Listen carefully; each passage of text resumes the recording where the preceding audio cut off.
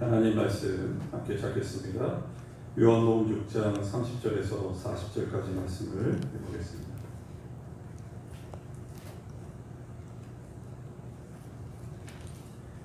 요한복음 6장 30절에서 40절 말씀입니다.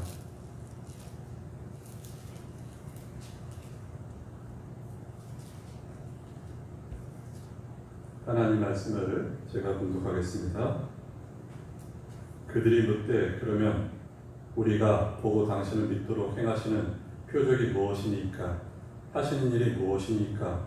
기록된 바 하늘에서 그들에게 떡을 주어 먹게 하였다 함과 같이 우리 조상들은 광야에서 만나를 먹었나이다. 예수께서 이르시되 내가 진실로 진실로 너희에게 이르노니 모세가 너희에게 하늘로부터 떡을 준 것이 아니라 내 아버지께서 너희에게 하늘로부터 참떡을 주시나니 하나님의 떡은 하늘에서 내려 세상에 생명을 주는 것이니라. 그들이 이르되 주여 이 떡을 항상 우리에게 주소서. 예수께서 이르시되 나는 생명의 떡이니 내게 오는 자는 결코 줄이지 아니할 터이요 나를 믿는 자는 영원히 목마르지 아니하리라. 그러나 내가 너희에게 이르기를 너희는 나를 보고도 믿지 아니하는도다 하였느니라. 아버지께서 내게 주신 자는 다 내게로 올 것이요 내게 온 자는 내가 결코 내쫓지 아니하리라. 내가 하늘에서 내려온 것은 내 뜻을 행하려 함이 아니요 나를 보내신 이의 뜻을 행하려 함이니라. 나를 보내신 이의 뜻은 내게 주신 자 중에 내가 하나도 잃어버리지 아니하고 마지막 날에 다시 살리는 이것이니라. 내 아버지 뜻은 아들을 보고 믿는 자마다 영생을 얻는 이것이니 마지막 날에 내가 이를 다시 살리리라 하시니라. 아멘. 나는 생명의 떡이니 라는 제목으로 우리가 이 말씀 함께 나누고 또한 생명의 떡이신 예수님을 더욱더 사랑하는 우리의 삶이 되길 바라면서 이 말씀 함께 나누겠습니다. 사람은 말의 지혜를 받습니다. 누구 이야기를 먼저 듣느냐에 따라 생각이 달라지고 판단이 달라지고 인생이 달라집니다. 이 인생의 승부는 간단합니다. 그 사람 눈과 귀를 먼저 점령하는 사람이 이깁니다. 그래서 책이 무섭고 영상이 더 무서운 것입니다. 전쟁도 언제나 눈과 귀를 점령하는 쪽으로 승패가 기울게 되어 있습니다. 왜 게베스는 나치 독일의 선전선동에 올인했을까? 사람들의 눈과 귀를 선점하는 것이 고지를 먼저 점령하는 것보다 더 중요한 까닭이기 때문입니다. 왜 군대는 레이더와 감청장치 개발에 열심일까? 눈과 귀를 선점하겠다는 것입니다. 예수님을 믿는 사람들은 참 많은데 왜 예수 믿지 않은 사람들과 별로 다르지 않을까? 그 이유는 우리의 눈과 귀가 세상에 점령되었기 때문입니다. 우리의 눈과 귀와 마음은 하나님 말씀에 지배를 받고 점령되어야 돼요. 사도행전 17장 11절 말씀 우리가 잘 아는 말씀이죠. 베레아 사람들은 데살로니가 사람들보다 더 너그러워서 예전 성경에는 더 신사적이어서 간절한 마음으로 말씀을 받고 또 이것이 그런지 아닌지 상고하였더라 이렇게 말하고 있어요. 베레아 사람들이 데살로니가 사람들보다 성품이 더 좋은 이유는 다른 어떤 것이 아니라 하나님 말씀을 간절한 마음으로 받았기 때문입니다. 그리고 그들이 이 말씀을 상고하였습니다. 상고했다는 얘기는 당시 하나님께서 귀하게 쓰신 사도 바울이 설교할 때 그 설교를 비난하고 정죄하고 판단하고 흠을 잡고자 들었던 것이 아니라 과연 이 말씀을 통해서 하나님께서 우리에게 주신 말씀이 무엇일까 더 깊이 생각하고 묵상한 것이 상고했다는 내용이죠. 한마디로 하나님 말씀이 이 베레아 사람들의 성품과 인품을 빚어감을 보게 됩니다. 그렇습니다. 하나님 말씀만이 우리 성품을 빚어가고 또 우리 인격을 다듬어 갑니다. 우리는 눈과 귀가 다른 어떤 것에 지배를 받는 것이 아니라 하나님 말씀을 지배를 받아야 됩니다. 오늘 이 말씀 생명의 양식의 지배를 받아야 됨을 보게 되는 것이죠. 오늘 세 가지 말씀을 나눕니다. 첫 번째, 하늘에서 온 양식입니다. 유대인들은 이렇게 말합니다. 유대인들의 특징은 항상 무슨 일을 해야지만 하나님 일을 했다고 생각하죠. 율법을 지켜야지만 구원을 받는다 생각했던 자들이 이런데, 이 유대인들인데, 예수님께서는 전혀 다른 말씀하고 계셔요. 이들이 이렇게 물어봅니다. 하나님의 일이 무엇입니까? 물어봐요. 예수님께서 답변하시죠. 하나님께서 보내신 자를 믿는 것이 하나님 일을 하는 것이다 이렇게 말했어요. 하나님 일을 한다는 것은 즉 하나님이 보내신 자 예수를 믿는 것이 하나님 일을 하는 것임을 보게 됩니다. 이에 대해 오늘 30절부터 유대인들이 다시 질문하고 있습니다. 30절 말씀 보실까요? 30절입니다. 그들이 묻되 그러면 우리가 보고 당신을 믿도록 행하시는 표적이 무엇이니까 하시는 일이 무엇이니까 이렇게 말했어요. 이 유대인들은 계속해서 예수님께 표적을 감을 보게 됩니다. 예수님께서 그 앞서서 많은 표적을 보여주셨어요. 물이 변하여 포도주를 되는 사건을 보여주셨고 그들이 또한 알았습니다. 왕의 신하의 아들을 고쳐주심을 그들이 알았습니다. 그리고 요한복음 6장에서 5,000명을 먹인 사건을 그들이 보고 알았습니다. 그럼에도 불구하고 이들은 예수님께 표적을 보여달라고 말하고 있어요. 왜 이들이 이렇게 말할까? 그 이유는 이들의 마음이 완악했기 때문입니다. 돌같이 굳어졌기 때문에 또 다른 표적을 보여달라 이렇게 말하고 있어요. 그러면서 이들은 유대인들은 다음같이 또 말하죠. 31절 말씀 보실까요? 기록된 바 하늘에서 그들에게 떡을 주어 먹게 하였다 한 것 같이 우리 조상들은 광야에서 만나를 먹었나이다 말하고 있어요. 이 유대인들은 과거 구약의 말씀을 인용합니다. 우리 조상들은 예전에 광야에서 40년 동안 만나를 먹었습니다. 이런 만나 같은 표적을 보여달라는 것이죠. 지금 당신 예수는 어린아이가 가져온 물고기 2마리와 보리떡 5개로 이 땅의 것을 가지고 5,000명을 먹였다면, 하지만 그것은 큰 기적 같지만 그러나 그것은 이 땅의 것 일시적이라면 우리 조상들이 먹었던 그 만나, 40년 동안 먹었던 만나, 그런 표적을 보여달라 했고 여전히 창조주신 하나님이신 예수님을 알지 못하고 이들이 또 다른 표적을 구합니다. 여러분, 예수님께서 뭐라고 말씀하시죠? 32절 말씀 이렇게 나왔죠. 예수께서 이르시되 내가 진실로 진실로 너희에게 이르노니 모세가 너희에게 하늘로부터 떡을 준 것이 아니라 내 아버지께서 너희에게 하늘로부터 참떡을 주시나니 이렇게 나왔어요. 예수님은 유대인들의 오해를 시정하십니다. 유대인들은 예전에 강에서 먹었던 그 만나가 모세가 준 것이라고 생각했어요. 예수님이 어떻게 시정하십니까? 그 떡은 모세가 준 것이 아니라 하늘 아버지께서 너에게 주신 것이다 말했어요. 그리고 그뿐만 아니라 하나님께서 너에게 하늘로부터 참떡 예수 그리스도 자신을 주시고 계시다 말씀입니다. 한마디로 함축하면 예전 광야에서 먹었던 그 떡도 하나님이 주신 것이고 또한 참떡인 예수 그리스도를 지금 하나님께서 주시고 계신다 말씀하고 있는 것입니다. 33절 또 다음같이 예수께서 말씀하십니다. 하나님의 떡은 하늘에서 내려 세상에 생명을 주는 것이니라 말합니다. 이 말씀은 하나님께서 주시는 생명의 떡이신 예수님은 매일같이 하늘에서 내려오며 또 세상에 생명을 주신다 말하고 있습니다. 여기 33절에 보면 내려온다 이 말은 당시 원어로 보면 계속해서 내린다 이렇게 말합니다. 계속해서 내린다는 말은 예수님께서 성육신 하셔서 내리신다는 말이 아니라 예수님이 매일매일 우리와 함께 하신다는 것을 말씀하고 있는 것입니다. 동서고금을 물러나고 예수님을 믿는 사람들은 그리스도로부터 영의 양식을 공급받고 있는 자입니다. 예수님께서 오늘 30절부터 쭉 말씀하신 것은 두 가지 양식에 대해서 말씀하고 있습니다. 첫 번째 양식 만나였습니다. 이 만나 하나님께서 주신 하늘의 양식입니다. 사람이 수고로 얻을 수 있는 것이 아니라 하나님의 은혜로 얻을 수 있는 것이 바로 이 만나였습니다. 이 만나를 통해서 하나님은 애굽에서 400년 동안 종노릇 노예 생활했던 그들의 노예 의식을 개선하고 또한 진정한 신이 하나님만이 진정한 신임을 나타내고자 이 만나를 주셨습니다. 은혜의 만나죠. 하늘의 양식입니다. 참 놀랍게도 우리가 잘 아는 것처럼 하지만 이 만나를 먹었어도 이들은 광야에서 죽었습니다.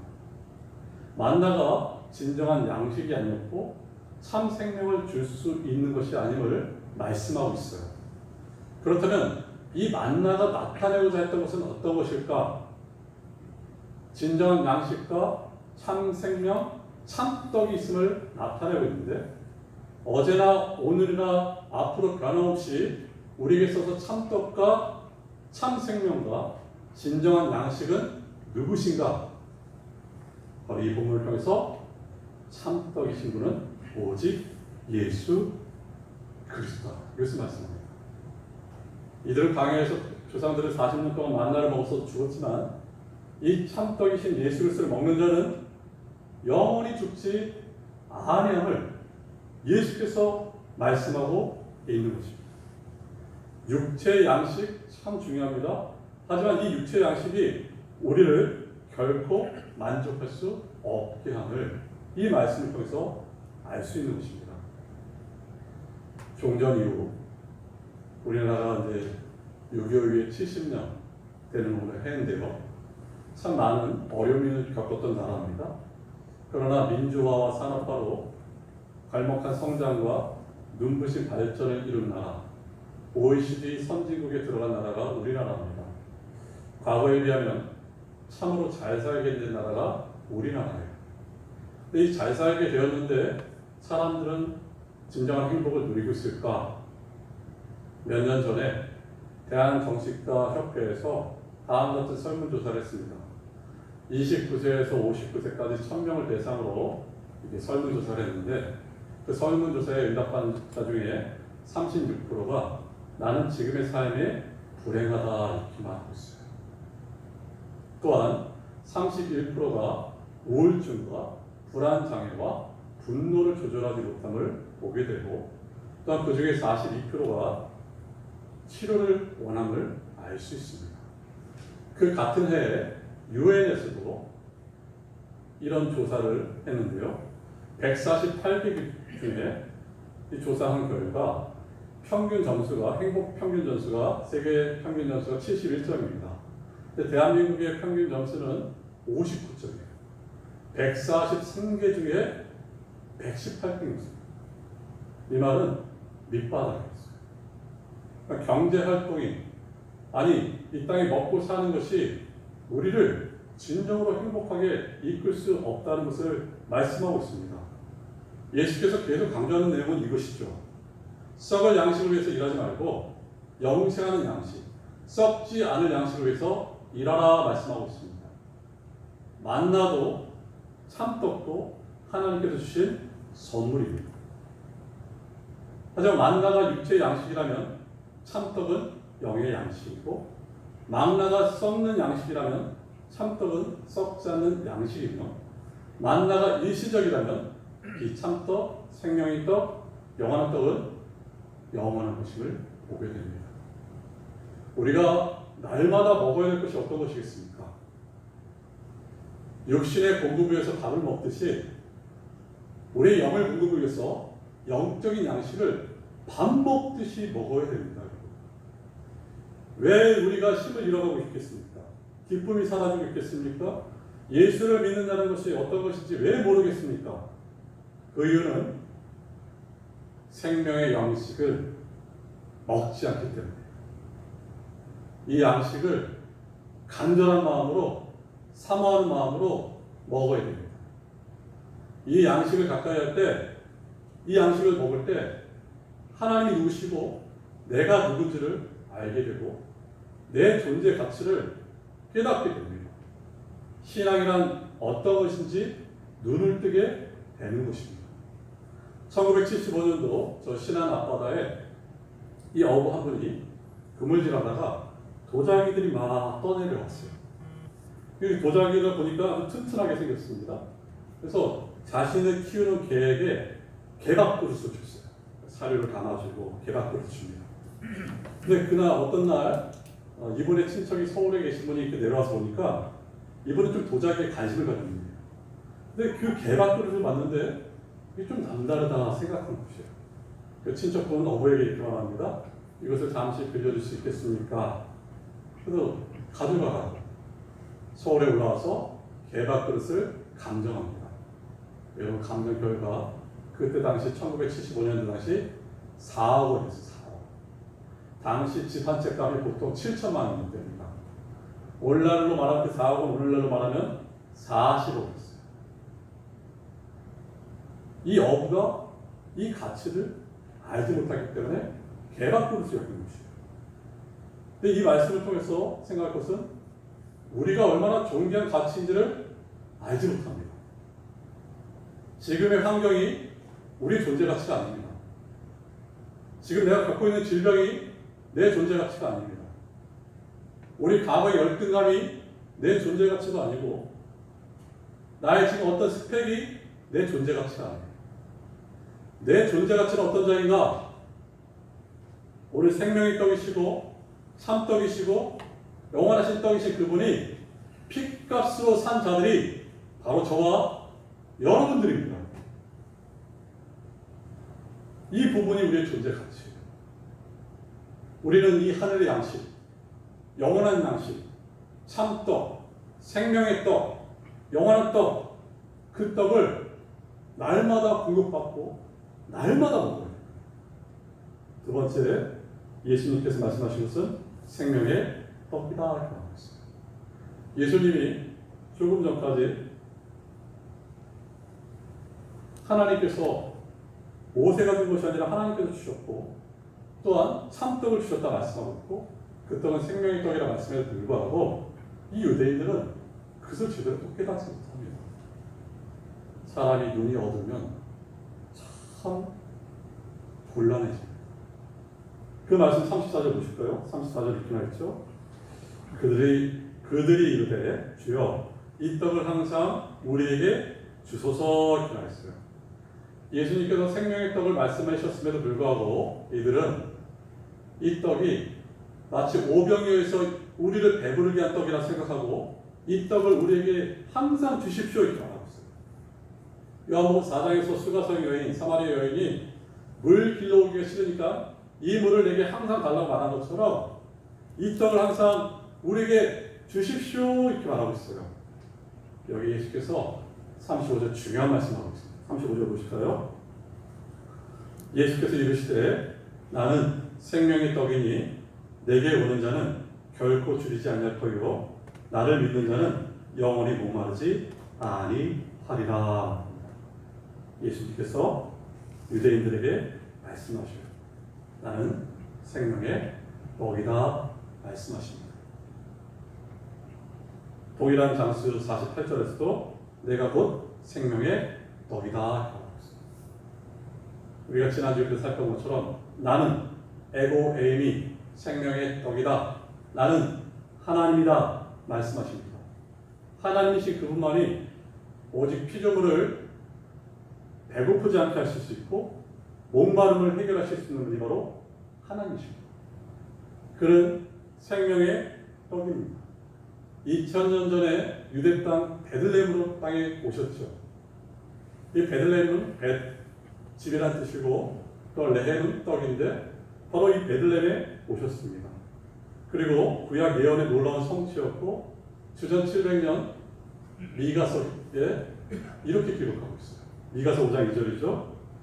베들레헴 에브라다야 너는 유다 족속 중에 작을지라도 이스라엘을 다스릴 자가 내게서 내게로 나올 것이라 그의 근본은 상고에 영원에 있느니라 합니다. 무슨 말입니까? 내가 태초에 상고에 영원전부터 계신 하나님이심을 말씀하고 있어요. 그분만이 우리의 목마름과 배고픔을 해결하실 수 있는 생명의 떡이십니다. 여기 생명의 떡이란 말은 영적인 생명을 시작하게 하고 또 영적인 생명을 유지하게 하는 떡이 바로 생명의 떡입니다. 마치 성령으로 거듭난 우리가 성령께서 계속해서 우리에게 힘을 주시고 생명을 유지하게 하신 것처럼 생명의 떡은 우리의 생명을 시작하게 하실 뿐만 아니라 생명을 유지케 하신 분이 바로 생명의 떡임을 보게 됩니다. 우리가 다시 눈여겨볼 것은 여기 35절 말씀 가운데 내게 와서 내게 오는 자는, 또 35절에 나를 믿는 자는, 이 말은 똑같은 말입니다. 내게 오는 자, 나를 믿는 자. 그런 자에게 예수께서 어떻게 행하신다고요? 예수님을 주님으로 믿고 따르는 사람들은 영적으로 배고프지 않고 목마르지 않게 하신다 말씀하고 있습니다. 영적으로 풍성하게 인도하십니다. 결코 목마르지 않고 결코 배고프지 않게끔 인도하십니다. 예수님을 목자로 알고 따르는 사람들은 부족함이 없고 풍요로운 삶을 살 수 있음을 말씀하고 있습니다. 우리가 좀 더 구체적으로 생각해 볼 때 내게 오는 자, 나를 믿는 자, 이 나를 믿는 자를 54절에서는 내 살을 먹고 내 피를 마시는 자로 말씀하고 있습니다. 믿음은 예수님의 살을 먹고 예수님의 피를 마시는 것이 믿음입니다. 믿음이란 것은 그냥 어떤 얘기를 듣고 고개를 끄덕끄덕 거리는 것이 믿음이 아닙니다. 어렸을 때 많은 얘기를 듣고 의심치 않고 긍정적인 마음을 갖는 것, 그것도 믿음이 아닙니다. 예수님을 향해서 그냥 주여 주여 외치는 것도 믿음이 아닙니다. 믿음이라는 것은 내게 오는 자, 나를 믿는 자는 내 살을 먹고 내 피를 마신 자예요. 즉 믿음이라는 것은 바로 이것입니다. 예수님 자신의 살을 먹고 피를 마시는 것이에요. 왜 예수께서 이렇게 말씀하셨을까? 내 살을 먹고 내 피를 마시는 자가 믿는 자라 말씀하셨을까? 그 이유는 이제 얼마 후에 십자가를 그가 지시기 때문에 이 말씀을 하고 계시는 것입니다. 예수님은 세상 죄를 지고 하는 하나님의 어린 양이십니다. 나의 죄, 나의 형벌, 나의 심판, 나의 저주를 그가 친히 짊어지고 가셨어요. 십자가에 짊어지고 가심을 우리가 믿는 것입니다. 우리는 죄로 말미암아 하나님께 쫓겨남을 당했습니다. 단절되었어요. 영적으로 죽은 자입니다. 허물과 죄로 죽은 자입니다. 그런 우리를 살리시고 하나님께 인도하시고 하나님과 화목케 하시고 하나님과 더불어 영생을 주시니가 예수님이시죠. 그가 친히 십자가에 달리심으로 살이 찢기시고 피를 흘리심으로 우리를 살리셨습니다. 믿음이란 그 살을 먹고 그 피를 마시는 자가 바로 예수를 믿는 것입니다. 다르게 말하면 예수께서 나의 죄 때문에 죽으심을 믿는 것이에요. 예수께서 죽으셨을 때 내가 죽는 것을 믿는 것입니다. 예수께서 내 대신에 살을 지키심을 믿는 것이에요. 예수께서 내 대신에 피를 흘리신 것을 믿는 것이 믿음입니다. 예수님 말씀하신 것은 내 살을 먹고 내 피를 마신 자 영생을 말씀하고 있어요. 생명을 말씀하고 있습니다. 지금 이 시간에 주님의 음성을 들어보십시오. 내 사랑하는 아들아, 내 사랑하는 딸들아, 너희가 살 수만 있다면 내 살을 조금도 아끼지 않고 한 점 아끼지 않고 다 찢어 너희에게 주마. 내 사랑하는 아들아, 내 사랑하는 딸들아, 너희가 살 수만 있다면 내 피 한 방울 아끼지 않고 너희에게 주마. 너희는 내 살을 마음껏 먹고 내 피를 마음껏 마시라. 이게 주님의 마음입니다. 우리가 그런 자, 예수를 믿는다는 것은 그 살을 먹고 그 피를 마시는 자고 결코 줄이지도 목마르지도 않고 풍요로운 영적인 풍요로움으로 인도하신 자들이 하나님의 자녀들이에요. 요한일서 5장 12절은 말씀하고 있죠. 아들이 있는 자는 생명이 있고 하나님의 아들이 없는 자는 생명이 없다 이렇게 말하고 있어요. 아들이 있는 자라는 뜻은 어떤 뜻이냐면 아들을 소유한다는 뜻입니다. 마치 질그릇이 보배를 소유하듯이, 그리고 값진 진주를 소유하듯이 아들을 소유한 자가 생명이 있다 이렇게 말하고 있어요. 사랑하는 여러분, 생명이 있는 것과 없는 것의 가장 중요한 차이는 무엇이겠습니까? 바로 달라짐과 변화됨입니다. 생명이 없는 만물은 세월이 아무리 흘러도 생명이 없는 채로 머물러 있습니다. 그러나 생명이 있는 모든 것은 때에 맞게 변화됩니다. 주변이 추워지면 이파리를 다 떨어뜨리고 생명을 보존할 수 있는 채소만 남겨서 자신을 보존하면서 겨울을 적응해 갑니다. 봄이 오면 들판에 화려한 꽃들과 피어나고 새싹이 돋아납니다. 가을이 오면 열매가 무성하고 추수할 것이 있게 됩니다. 그때와 상황에 따라서 변화되고 달라지는 것입니다. 예수님이 날 위해 죽으심으로 내게 생명을 주셨습니다. 그럼 생명을 가진 여러분, 저와 여러분이 정말 이 예수님의 생명으로 말미암아 변화되고 달라지고 성숙하고 성장하고 온전해지고 있습니까? 나이가 들고 세월이 갔는데도, 그리고 신앙의 연수가 길어졌는데 우리의 마음은 아름다운 마음으로 변화되고 있습니다. 어제 이 말씀 보다가 여기 아시는 분도 계실 텐데 이런 내용을 보고 마음이 너무너무 아팠어요. 지금 이 사회가 우리를 어떻게 보는지를 말하고 있습니다. 천주교인들과 불교인에 대해서는 굉장히 우호적이지만 기독교적인 사람들에게는 굉장히 비우호적이다 이렇게 말하고 있어요.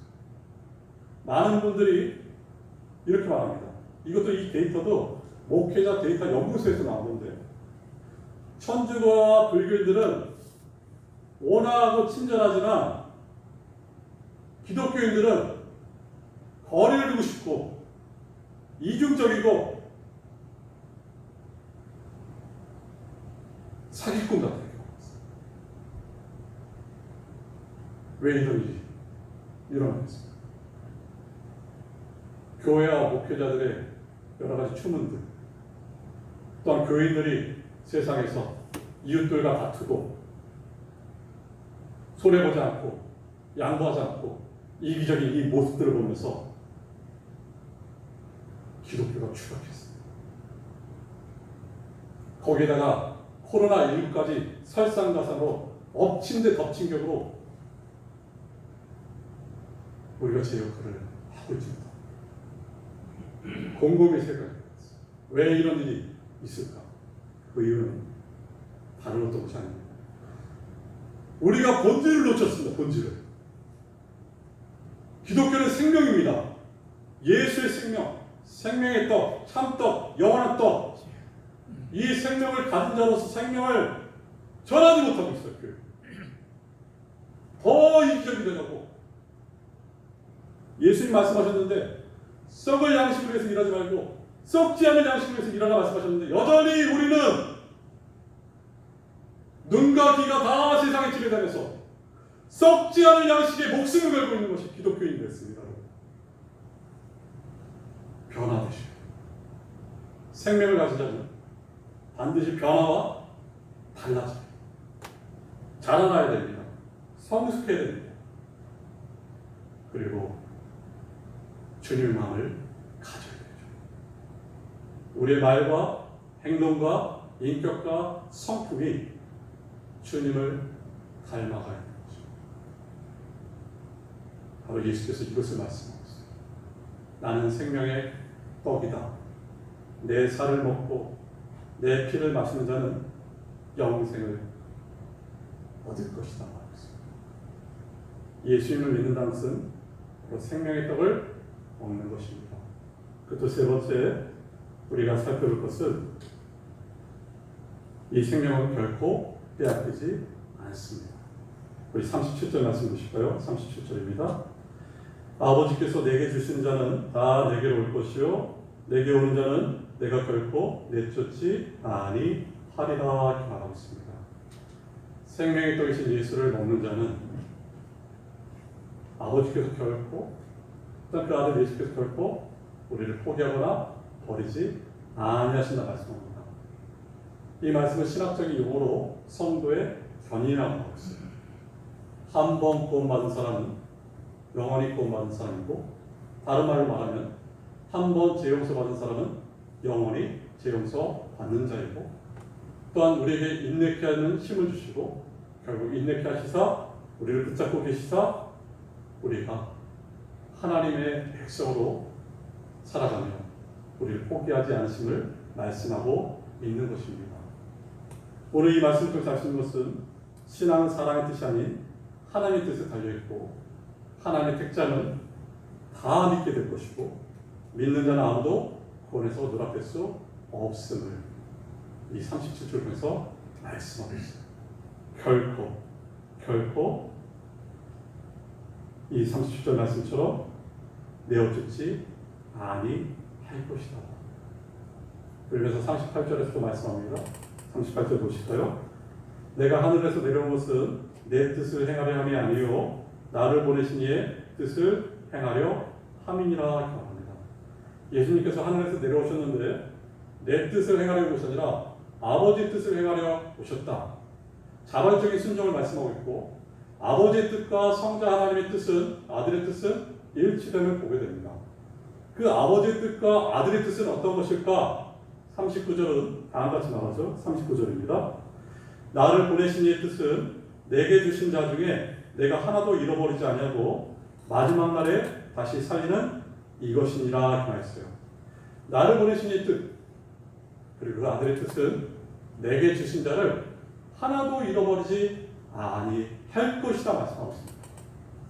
마치 누가복음 15장의 세 가지 비유, 예수님께서 그곳을 통해서도 하나도 잃어버리지 않겠다 말씀하시죠. 100마리 양 중에 한 마리를 잃어버렸을 때 나물로 하지 않고 그 한 마리를 찾고 기뻐하는 그 주인의 마음, 아버지의 마음. 10 드라크마 중에 하나의 드라크마를 잃었을 때 끝까지 찾아내는 그 여주인의 마음, 아버지의 마음. 두 아들 중에 하나들이 탕자로서 멀리 갔다가 다시 돌아왔을 때 하나도 잃어버리지 않고 기뻐하는 마음, 아버지의 마음. 여러분, 내게 주신 자를 하나도 잃어버리지 아니하겠다 말씀하고 있습니다. 우리 아버지의 뜻입니다. 이게 우리 구주 예수의 뜻이에요. 하나도 결코 놓치지 않고 잃어버리지 않겠다. 이 말씀을 준비하면서 참 좋은 예화라서 좀 소개합니다. 어느 사모님의 간증인데, 참 목회를 열심히 했던 목회자 사모님입니다. 교회가 막 공부하고 있을 때 이 사모님이 우울증이 왔습니다. 그 이유가 어떤 것인가?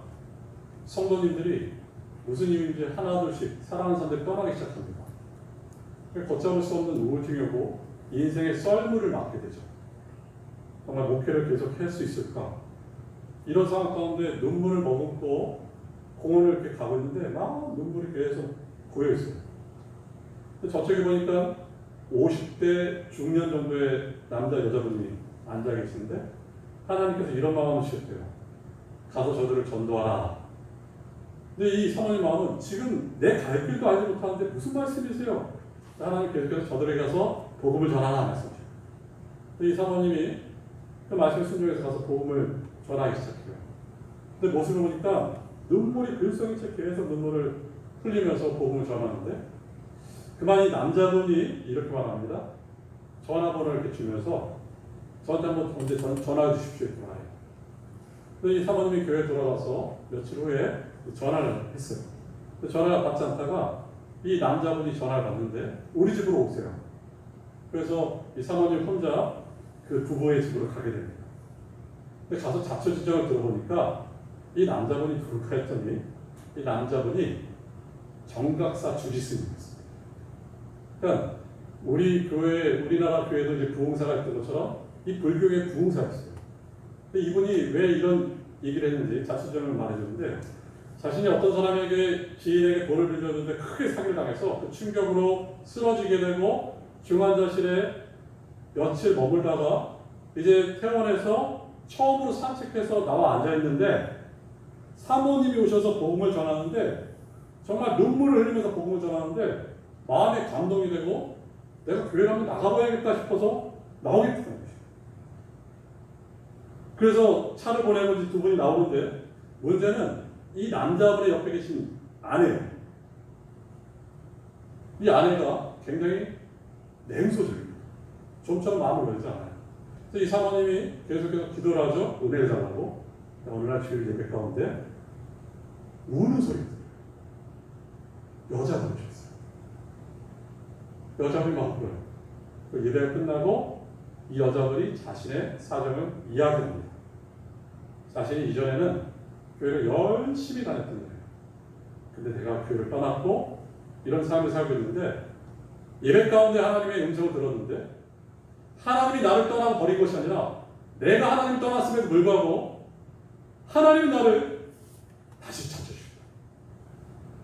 거기에 감격해서 울기 시작하고 이 두 분이 정말 모든 일에 빠지지 않고 그 두 분이 다 집사님이 되고 복음을 전하기 시작했다는 거죠.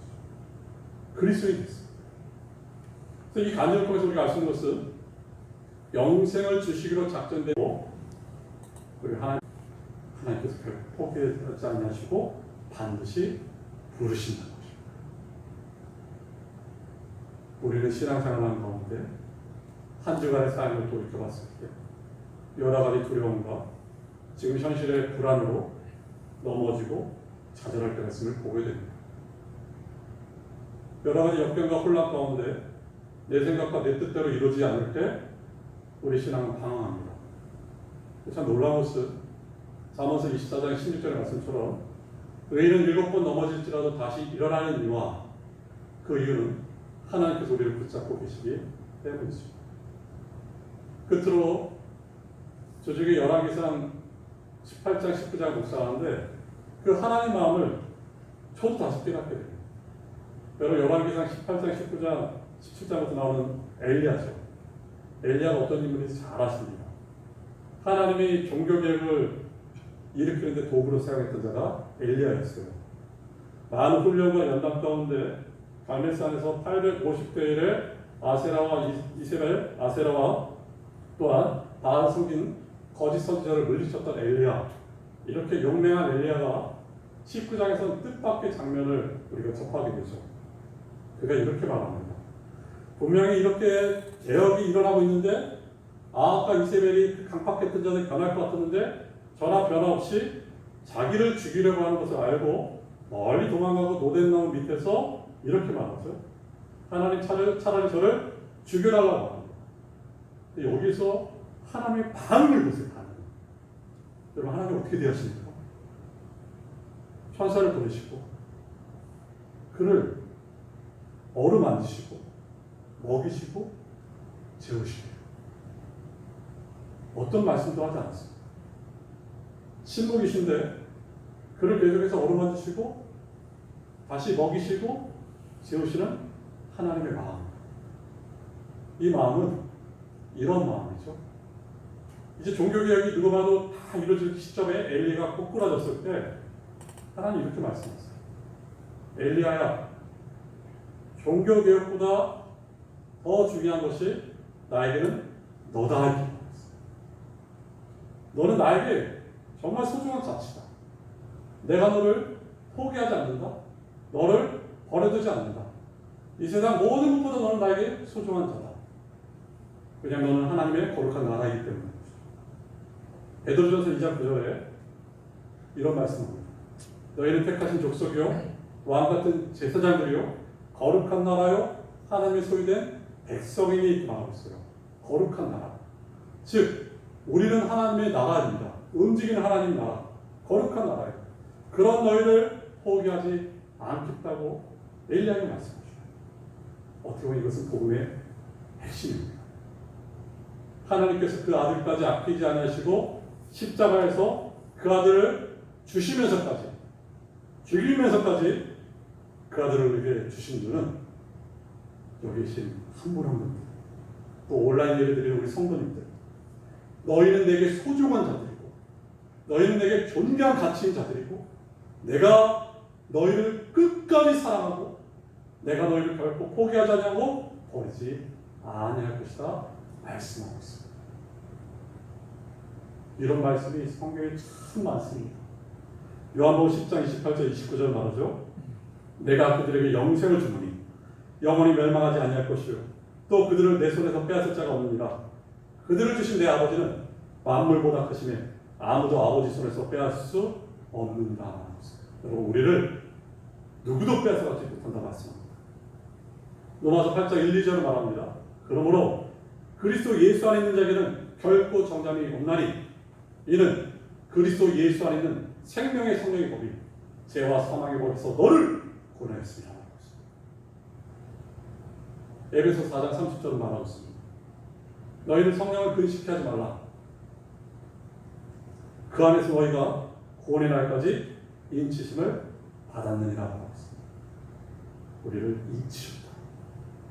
끝으로 빌립보서 1장 6절은 말하죠. 너희 안에 착한 일을 시작하신 이가 그리스도 예수의 날까지 이루실 줄을 우리는 확신하노라 말씀입니다. 우리를 결코 포기하지 않고 놓지 않으신 분 바로 하나님이십니다. 오늘 말씀 정리하게 됐습니다. 육체의 양식 귀합니다. 하나님 주시죠. 하지만 이것은 언젠가 다 없어지죠. 그 육체의 양식 우리를 진정 만족하지 못합니다. 우리의 영혼을 진정으로 만족해 하는 것은 생명의 양식, 참떡, 생명의 떡인 예수 그리스도. 그 말씀을, 양식을 늘 먹으십니다. 그리고 그 예수님만이 우리의 생명의 떡이십니다. 그 예수를 믿는 자는 생명을 가진 자입니다. 생명을 가진 자로 살아가는 것입니다. 생명을 가진 자는 그 구원이 실패되지 않습니다. 내게 이 놀라운 은혜를 베푸신 하나님을 더욱더 사랑하시고 이 어려운 시절 가운데 이 양식을 놓치지 마시고 내가 생명을 가진 자로서 다시 회복되는 회복의 역사가 있는 저 여러분의 삶이 되길 바라면서 우리 시간에 하나님께 기도하겠습니다. 안주해 주시고 우리 말씀 생각하면서 우리 한 목소리로 하나님께 기도합니다. 하나님 그렇습니다. 예수님은 누구십니까? 예수님은 영원한 우리 생명의 양식입니다. 이 양식인 예수님 그 말씀을 매일매일 밥처럼 먹는 우리가 되게 하시고 또한 생명의 떡을 가진 자로 생명을 가진 자로서 변화되고 달라지고 또한 성숙하고 성장하고 그렇게 주님을 닮아가는 우리가 되기 원합니다. 이 생명을 전하는 우리가 되게 하시고 결코 우리를 버리지 않으시는 그 주님의 사랑에 감사하며 믿음으로 한 주간 살아가게 하시고 하나님 우리가 다시 회개하며 또 회복의 역사가 있길 간절히 바랍니다. 이 시간에 믿음으로 함께 기도하고 나가겠습니다. 함께 기도합니다. 하나님 아버지 감사합니다. 오늘 이 주일날 비록 적은 수가 모였지만 하나님께 예배케 하시는 감사드립니다. 또 온라인으로 비대면으로 또 하나님께 예배하며 나갑니다. 하나님 우리가 이 하늘의 양식, 영원한 양식, 생명의 양식 하나님 자신이시고 예수 그리스도 자신 그 말씀을 계속해서 날마다 반복처럼 먹는 우리가 되게 하시고 눈과 귀가 다른 것에 점령당하는 것과 말씀으로 점령당하는 우리 삶이 되기를 간절히 바라고 합니다. 생명의 떡을 우리가 먹게 되었습니다. 내 살을 먹고 내 피를 마신 자는 생명을 가진 자라고 말씀하셨고 영생을 누린 자라고 말씀하셨습니다. 이 생명을 가지게 하시니 감사합니다. 예수께서 나를 위해서 십자가에서 죽으시고 하나님 나를 위해서 그 살이 찢기셨고 나를 위해서 그 피를 흘리신 예수님 내가 그것을 믿나이다. 아버지 이제는 이 생명을 가진 자로서 하나님 생명을 전하는 그런 목회자와 우리 모든 성도들이 되길 간절히 바랍니다. 이 나라가 기독교가 하나님 추락하고 있습니다. 하나님 이것이 누구의 탓이 아니라 내가 그렇게 살지 못했습니다. 내가 생명을 가진 자로서 생명을 전하지 못했음을 회개하며 나갑니다. 목회자인 내가 하나님 말씀대로 살지 않았음을 회개하며 나가고 이 생명을 전하지 못했음을 회개하며 나갑니다. 우리 모두가 다시 회개하며 나갈 때 회복의 역사가 있길 간절히 바라고 하나님 기도하며 나갑니다. 그 생명의 떡을 먹는 자는 결코 줄이지 않고 목마르지 않고 뿐만 아니라 내어 쫓지 않게 인도하실 하나님을 믿고 나아가는 저희가 되기 원합니다. 나라적으로도 너무나 어려운 상황 가운데 있습니다. 주님 이 땅을 긍휼히 여기셔내려나고 주님 이 땅에 대한민국을 긍휼히 여기시고 우리 교회와 우리 교회 목회자분들과 하나님 모든 성도님들 하나님 긍휼히 여기셔내려납니다. 한 사람 한 사람들 날마다 순간마다 지켜주시기를 간절히 바라고 갑니다. 주님만을 드립니다. 예수님.